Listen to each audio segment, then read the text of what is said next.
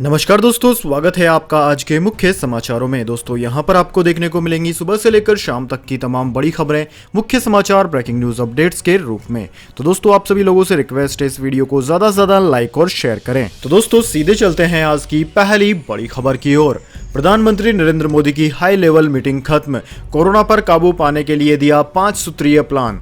जी हां दोस्तों, देश में कोरोना के बढ़ते मामलों को देखते हुए प्रधानमंत्री नरेंद्र मोदी की वरिष्ठ अधिकारियों के साथ उच्च स्तरीय बैठक समाप्त हो गई है। इस बैठक में कोरोना वायरस के बढ़ते प्रकोप से संबंधित मुद्दे और कोरोना के वैक्सीनेशन अभियान की समीक्षा की गई। हालातों पर चर्चा करते हुए प्रधानमंत्री नरेंद्र मोदी ने अधिकारियों को निर्देश दिए कि कोरोना पर काबू पाने के लिए समुदाय की जागरूकता और इसकी भागीदारी सर्वोपरि है और कोविड-19 प्रबंधन के लिए जन भागीदारी और जन आंदोलन जारी रखने की आवश्यकता है।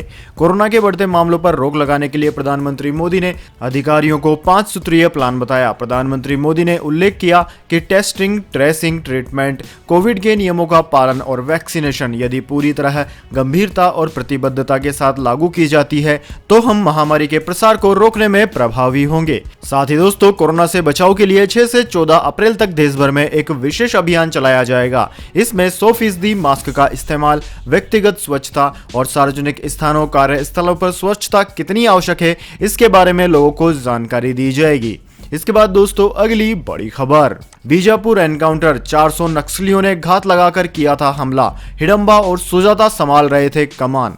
जी हां दोस्तों, छत्तीसगढ़ के बीजापुर में शनिवार को सुरक्षा बलों पर घात लगाकर हुए नक्सलियों के हमले की परतें अब धीरे धीरे खुलने लगी है। सुरक्षा बलों पर यह हमला आधुनिक हथियारों से लैस 400 नक्सलियों के एक समूह ने किया था। घात लगाकर किए गए इस हमले में 22 जवान शहीद हो गए और 30 अन्य घायल हो गए हैं। सूत्रों से मिली जानकारी में कहा गया है कि सुरक्षा बलों को बीजापुर सुकमा जिले की सीमा के आसपास के जंगल में नक्सलियों की मौजूदगी की सूचना मिली थी। इसके बाद शनिवार दोपहर को सुरक्षा बलों की 1500 जवानों की टुकड़ी ने इलाके में तलाशी अभियान शुरू किया। इस टुकड़ी में केंद्रीय रिजर्व पुलिस बल यानी कि सीआरपीएफ के कोबरा कमांडो, रेगुलर यूनिट के जवान, बस्तर के जवानों से बनी स्पेशल बटालियन के कर्मी और छत्तीसगढ़ पुलिस से जुड़ी डिस्ट्रिक्ट रिजर्व गार्ड के जवान शामिल थे। छत्तीसगढ़ पुलिस और केंद्रीय रिजर्व पुलिस बल में आईजी रैंक के 2 अधिकारी इस अभियान की निगरानी कर रहे थे। इसके बाद दोस्तों अगली बड़ी खबर, जिंद किसान महापंचायत में बोले केजरीवाल, जो किसानों के साथ नहीं वो गद्दार, एलजी की ताकत पर केंद्र को घेरा। जी हां दोस्तों, दिल्ली बॉर्डर पर चल रहे किसान आंदोलन की गूंज अब हिंदी पट्टी के राज्यों के हर जिले में पहुंचने लगी है। इसलिए राजनेता भी इस मौके पर किसानों के समर्थन में रैलियां कर रहे हैं। इसी कड़ी में दिल्ली के मुख्यमंत्री और आम आदमी पार्टी के संयोजक अरविंद केजरीवाल हरियाणा के जिंद जिले पहुंचे। किसानों के समर्थन में हरियाणा के जिंद पहुंचे अरविंद केजरीवाल ने मंच से कहा कि जो किसान आंदोलन के खिलाफ है वो देश के गद्दार हैं और जो किसान आंदोलन के साथ हैं वो देशभक्त हैं। केजरीवाल ने आगे कहा कि मुझसे नाराज होकर केंद्र सरकार वाले संसद में एक बिल लेकर आए, किसान आंदोलन का समर्थन करने के लिए मुझे सजा दी। दिल्ली में चुनी हुई सरकार की बजाय सारी ताकत एलजी को दे दी गई। बीजेपी के सांसदों ने संसद में कहा कि किसानों का समर्थन करने के लिए मुख्यमंत्री अरविंद केजरीवाल को सजा दे रहे हैं। बीजेपी वालों को कहना चाहता हूं कि किसान आंदोलन के लिए केजरीवाल की जान भी चली जाए, हम किसी सजा से डरते नहीं हैं। केजरीवाल ने कहा कि हर देशभक्त का फर्ज है कि किसान आंदोलन का समर्थन करे। जो किसान आंदोलन के खिलाफ हैं वो देश के गद्दार हैं और जो किसान आंदोलन के साथ हैं वो देशभक्त हैं। मैं किसानों के समर्थन में हर कुर्बानी देने को तैयार हूं। किसान मुझे छोटा भाई बेटा मानते हैं। मुझे केंद्र सरकार की सजा की परवाह नहीं है। जिंदगी का एक ही सपना है कि भारत को जीते जी नंबर 1 देश बनाना है। 5 साल में दिल्ली बदल कर दिखाई है। भगवान से मेरी सेटिंग है। मुझे इस पृथ्वी से तब तक मौत नहीं आएगी जब तक मैं भारत को दुनिया का नंबर 1 देश न देख लूं। इसके बाद दोस्तों अगली बड़ी खबर, चुनावी राज्यों में बेकाबू हुआ कोरोना, प्रधानमंत्री से लेकर मुख्यमंत्री तक की रैलियों में प्रोटोकॉल की उड़ी धज्जियां, वैक्सीनेशन 41% घटा, बंगाल में 20 से ज्यादा पोलिंग ऑब्जर्वर पॉजिटिव मिले।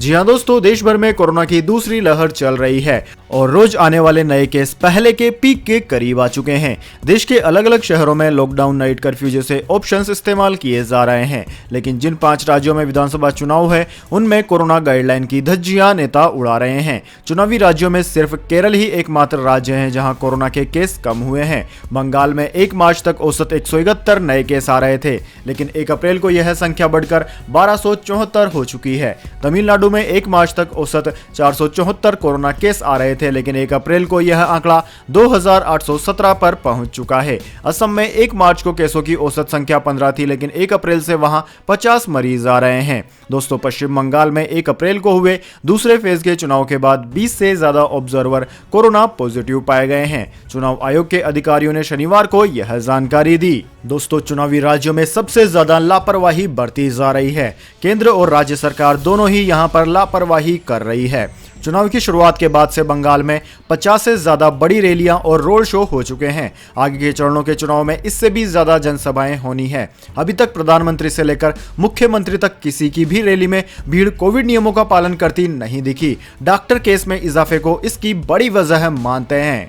वैसे दोस्तों, इस बारे में आपके क्या विचार हैं? रात को शहरों में नाइट कर्फ्यू लगा दिया जाता है, लेकिन नेताओं की रैलियों में जमकर भीड़ आती है। क्या इस तरीके से कोरोना पर काबू पाया जा सकता है? कमेंट में अपनी राय जरूर दें। इसके बाद दोस्तों, अगली बड़ी खबर। असम बंगाल में तीसरे, केरल, तमिलनाडु और पुडुचेरी में एकमात्र चरण का चुनाव प्रचार हुआ खत्म। 6 अप्रैल को होगी वोटिंग। जी हां दोस्तों, पश्चिम बंगाल विधानसभा चुनाव के तीसरे चरण के लिए चुनाव प्रचार खत्म हो गया है। इसके साथ ही असम चुनाव के तीसरे और अंतिम चरण के लिए भी चुनाव प्रचार रविवार को संपन्न हो गया। इसके अलावा पुडुचेरी, केरल, तमिलनाडु में पहले और अंतिम चरण के लिए भी चुनाव का शोर समाप्त हो गया है। इससे पहले पश्चिम बंगाल और असम में इससे पहले 27 मार्च और 1 अप्रैल को पहले और दूसरे चरण के लिए वोटिंग हो चुकी है। पश्चिम बंगाल की 294 सीटों के लिए 8 चरणों में वोटिंग होनी है। 6 अप्रैल को यहां के 3 जिलों की 31 विधानसभा सीटों पर वोटिंग होगी।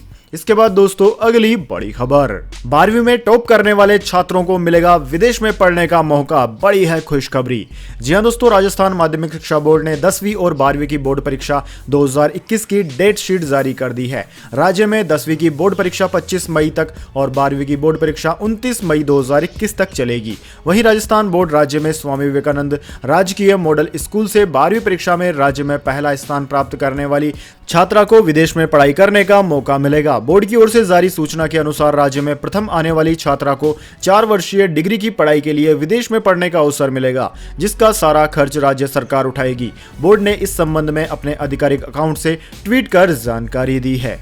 इसके बाद दोस्तों, अगली बड़ी खबर। बॉलीवुड पर कोरोना का साया। अक्षय कुमार के बाद गोविंदा भी निकले पॉजिटिव।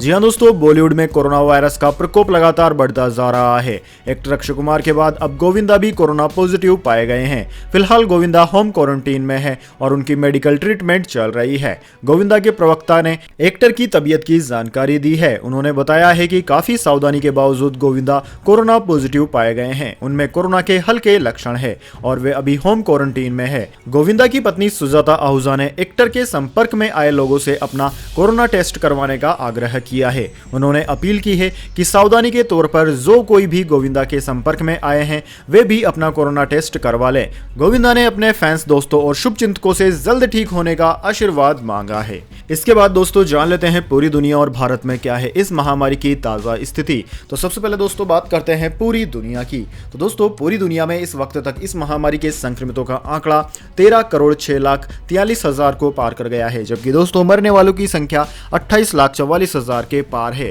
दोस्तों, इस महामारी का सर्वाधिक असर अमेरिका पर पड़ा है। अमेरिका में इस वक्त तक 3,06,95,000 से ज्यादा संक्रमित मरीज सामने आ चुके हैं। वहीं दोस्तों इसके बाद में Brazil, India, France, Russia, United kingdom, Italy, Turkey, Spain आदि देशों का नाम आता है। इसके बाद दोस्तों बात कर लेते हैं क्या है भारत के हालात। लेकिन दोस्तों उससे पहले मेरी आपसे एक छोटी सी रिक्वेस्ट है। अगर दोस्तों आपको अभी तक हमारी न्यूज पसंद आई है तो इसे एक छोटा सा लाइक जरूर दे दें, और अगर आपको पसंद नहीं आई है तो बेशक आप डिसलाइक भी कर सकते हैं। लेकिन दोस्तों लाइक और डिसलाइक जरूर कीजिए, क्योंकि दोस्तों यही हमारी मेहनत का फल होता है और इसी से हमें पता चलता है कि आपको हमारी वीडियो पसंद आई है या नहीं। तो दोस्तों जल्दी से जान लेते हैं क्या है भारत के हालात। दोस्तों भारत में इस वक्त तक इस महामारी के संक्रमितों का आंकड़ा 1,24,85,000 को पार कर गया है, जबकि दोस्तों मरने वालों की संख्या 1,64,000 के पार है। दोस्तों इस महामारी से सर्वाधिक प्रभावित राज्यों की बात की जाए तो महाराष्ट्र उनमें अव्वल है। महाराष्ट्र में इस वक्त तक 29,53,000 से ज्यादा संक्रमित मरीज सामने आ चुके हैं। वहीं दोस्तों देश में लगभग 70% मामले महाराष्ट्र से ही आते हैं। महाराष्ट्र के बाद में केरल, कर्नाटक, आंध्र प्रदेश, तमिलनाडु, दिल्ली, उत्तर प्रदेश, वेस्ट बंगाल, छत्तीसगढ़, ओडिशा, राजस्थान, गुजरात, तेलंगाना ऐसे राज्य हैं जो कि इस महामारी से सर्वाधिक प्रभावित हैं। इसके बाद दोस्तों अगली बड़ी खबर। उत्तर प्रदेश में कोरोना को लेकर सख्त हुई योगी सरकार, एक मरीज मिलने पर सील हो जाएंगे 20 घर। जी हां दोस्तों, उत्तर प्रदेश में कोरोना के तेजी से बढ़ते मामलों को देखते हुए सरकार ने कड़े कदम उठाने का ऐलान कर दिया है। योगी सरकार ने कहा है कि पूरे राज्य में फिर से कंटेनमेंट जोन बनेंगे। यही नहीं, एक मामला आने पर आसपास के 20 घरों का इलाका सील कर दिया जाएगा और 2 मामलों के मिलने पर 60 घर सील हो जाएंगे। यूपी में कोरोना के बढ़ते मामलों को लेकर सरकार ने कड़े कदम उठाए हैं। सरकार ने कहा है कि शहरी इलाकों में कोरोना मरीज मिलने पर इलाके को कंटेनमेंट जोन घोषित कर दिया जाएगा, जिसमें 1 से अधिक केस मिलने पर 60 मकानों का इलाका सील कर दिया जाएगा। इन कंटेनमेंट जोन में लोगों का आवागमन बंद हो जाएगा। वहां के लोगों को 14 दिन तक इसी स्थिति में रहना पड़ेगा। इस स्थिति को बरकरार रखने के लिए इलाके में सर्विलांस टीम सर्वे और जांच करेगी। इसके लिए सभी जिला अधिकारियों और पुलिस अफसरों को आदेश जारी कर दिया गया है।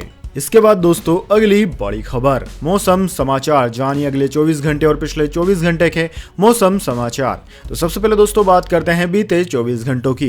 तो दोस्तों बीते 24 घंटों के दौरान तमिलनाडु के कुछ हिस्सों में हीट वेव की स्थिति देखने को मिली है। अंडमान और निकोबार द्वीप समूह और उत्तरी तटीय आंध्र प्रदेश के ऊपर हल्की से मध्यम बारिश के साथ 1 या 2 जगहों पर भारी बारिश हुई है। तमिलनाडु, दक्षिणांतरिक कर्नाटक, ओडिशा, उप हिमालय, पश्चिम बंगाल, असम और अरुणाचल प्रदेश में कुछ स्थानों पर हल्की बारिश हुई।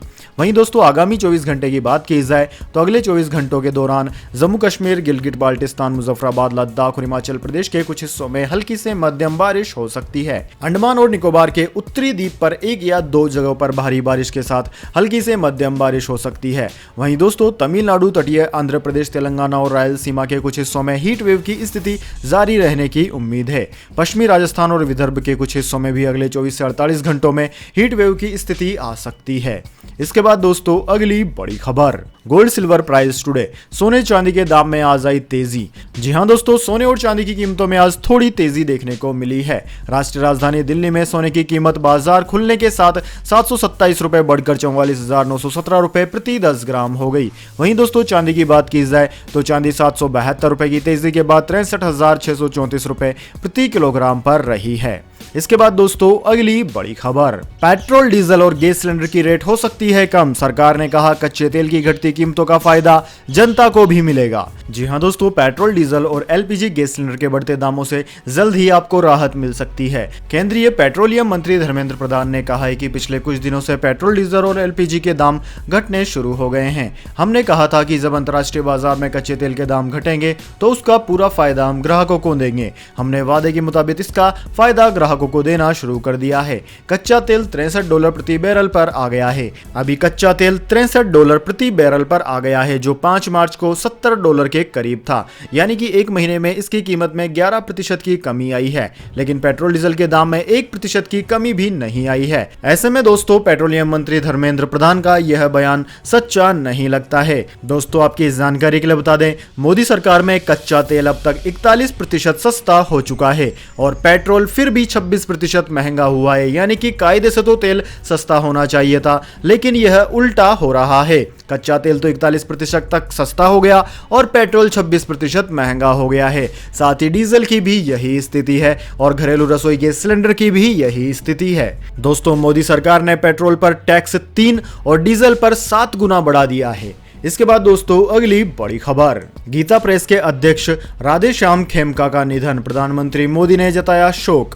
जी हां दोस्तों, गीता प्रेस और धार्मिक पत्रिका कल्याण के संपादक राधेश्याम खेमका का शनिवार दोपहर को निधन हो गया। वह पिछले कुछ दिनों से अस्वस्थ चल रहे थे। खेमका के निधन पर प्रधानमंत्री नरेंद्र मोदी ने शोक व्यक्त किया है। प्रधानमंत्री नरेंद्र मोदी ने गीता प्रेस के अध्यक्ष राधेश्याम खेमका के निधन पर शोक व्यक्त करते हुए कहा कि खेमका जीवन भर विभिन्न सामाजिक सेवाओं में सक्रिय रहे। खेमका सनातन साहित्य को आम जन तक लेकर गए। प्रधानमंत्री ने कहा कि उनकी संवेदनाएं खेमका के परिजन एवं उनके प्रशंसकों के साथ है। इसके बाद दोस्तों अगली बड़ी खबर, देश में सबसे महंगा बंगला 1001 करोड़ रुपए में बिका। जी हां दोस्तों, आप देश में महंगे से महंगे बंगले की कीमत को लेकर क्या सोच सकते हैं, 50 करोड़, 100 करोड़, 500 करोड़। लेकिन दोस्तों यह एकदम सच्चाई है कि इससे कहीं ज्यादा में बिका है महंगा बंगला। 1001 करोड़ रुपए है उसकी कीमत। दोस्तों इस बंगले को डी मार्ट के संस्थापक और दिग्गज बिजनेसमैन राधा किशन धमानी ने अपने छोटे भाई गोपी किशन धमानी के साथ मिलकर खरीदा है। यह प्रॉपर्टी दक्षिण मुंबई के मलाबार हिल्स में मधुकुंज नारायण दामोलकर मार्ग पर मौजूद है। ईडी की खबर के मुताबिक रेडी कैनकर रेट के आधार पर देखें तो इस प्रॉपर्टी की मार्केट प्राइस 724 करोड़ रुपए है। दोस्तों आपकी जानकारी के लिए बता दें, राधा किशन धामानी ने शेयर मार्केट में इन्वेस्टमेंट की शुरुआत 1980 के दशक में की थी। हालांकि उनकी कंपनी डीमार्ट का आईपीओ साल 2017 में आया। डीमार्ट का शेयर 604.40 रुपए पर लिस्ट हुआ था, जबकि इशू प्राइस 299 रुपए था। धामानी शेयर बाजार के दिग्गज निवेशकों के बीच मिस्टर व्हाइट एंड व्हाइट के नाम से जाने जाते हैं। इसके बाद दोस्तों अगली बड़ी खबर, इंडोनेशिया में भूस्खलन और बाढ़ से 23 लोगों की मौत, हजारों लोग हुए बेघर। जी हां दोस्तों, इंडोनेशिया के पूर्वी हिस्से में मूसलाधार बारिश के कारण हुए भूमि स्खलन यानी कि भूस्खलन एवं अचानक आई बाढ़ में कम से कम 23 लोगों की मौत हो गई है और हजारों लोग बेघर हो गए हैं। राष्ट्रीय आपदा न्यूनीकरण एजेंसी के प्रवक्ता रादित्य जाति ने बताया कि पूर्वी नुसा टेंगरा प्रांत के फ्लोरेंस द्वीप के लमेनेले गांव के करीब 50 घरों पर आधी रात के बाद आसपास की पहाड़ियों से भारी मात्रा में मिट्टी गिरने लगी। उन्होंने बताया कि बचावकर्ताओं ने 20 शवों और 9 घायलों को निकाला है। आयोंग बयांग गांव में बाढ़ के पानी में बह गए 3 अन्य लोगों के शव मिले हैं। जाति ने बताया कि बेकुराक नाम के एक अन्य गांव में रात में भारी बारिश के बाद बाढ़ आने से 4 लोग जख्मी हो गए और 2 अन्य लापता हो गए हैं। बाढ़ का पानी पूर्वी फ्लोरेंस जिले के बड़े हिस्से में घुस गया, जिससे सैकड़ों घर पानी में डूब गए और कुछ घर तो सैलाब में बह भी गए। तो दोस्तों यह थी आज की तमाम बड़ी खबरें। इसके बाद में दोस्तों अब बारी आती है आज के माइंड क्यूज क्वेश्चन की। जी हां दोस्तों, एक आसान से सवाल का जवाब देकर आप जीत सकते हैं एक अमेजिंग सरप्राइज गिफ्ट हमारे यूट्यूब चैनल की ओर से। तो दोस्तों आज का सवाल आपकी स्क्रीन पर आ चुका है। भारतीय तिथि कैलेंडर को किस नाम से जाना जाता है? जी हां दोस्तों, अगर आप जानते हैं भारतीय कैलेंडर का नाम कि उसे किस नाम से संबोधित किया जाता है तो जल्दी से कमेंट बॉक्स में लिख दीजिए। अगर दोस्तों आपका जवाब होता है एकदम सही और आप चले जाते हैं लकी विजेता के रूप में, तो आपको मिल सकता है एक अमेजिंग सरप्राइज गिफ्ट हमारे यूट्यूब चैनल की ओर से। तो दोस्तों जल्दी से अपना उत्तर कमेंट बॉक्स में लिख दीजिए, वीडियो को लाइक कर लीजिए और चैनल को सब्सक्राइब करके बेल आइकन जरूर से दबा लीजिए ताकि हर वीडियो की नोटिफिकेशन सबसे पहले आप तक पहुंच जाए। धन्यवाद। वंदे मातरम। जय हिंद, जय भारत।